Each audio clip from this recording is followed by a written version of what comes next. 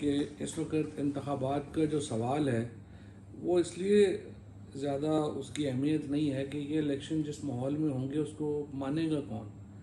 राजा रियाज साहब और शहबाज शरीफ साहब जो हैं वापस में एक हुकूमत बनाएंगे, वो हुकूमत क्या इंडिपेंडेंट हुकूमत होगी? जवाब है नहीं। जब तक इमरान खान और इस्टेब्लिशमेंट के दरमियान तलखियाँ कम नहीं होती, पहली बात तो ये है। और दूसरा फिर यह है कि वह नवाज शरीफ और इमरान खान के दरमियान तलखियाँ कम नहीं होती, पाकिस्तान में एक नॉर्मल सूरत हाल नहीं हो सकती। और जो जमहूरियत है उसके लिए मुआशरे में, मुल्क में एक नॉर्मल आपको सिचुएशन बनानी होती है। इस वक्त जितनी तलखियों में ये मामला आगे जा रहे हैं, ये सवाल ही जो है वो इररेलेवेंट है, गैर ज़रूरी है कि क्या इलेक्शन होंगे या नहीं होंगे। इलेक्शन अव्वल तो होंगे नहीं, सवाल ही पैदा नहीं होता कि इस हालात में इलेक्शन हो। अगर हो भी गए, उनकी कोई लेजिटिमेसी नहीं होगी, उनकी कोई कानूनी हैसियत नहीं होगी, उसको कोई मानेगा ही नहीं।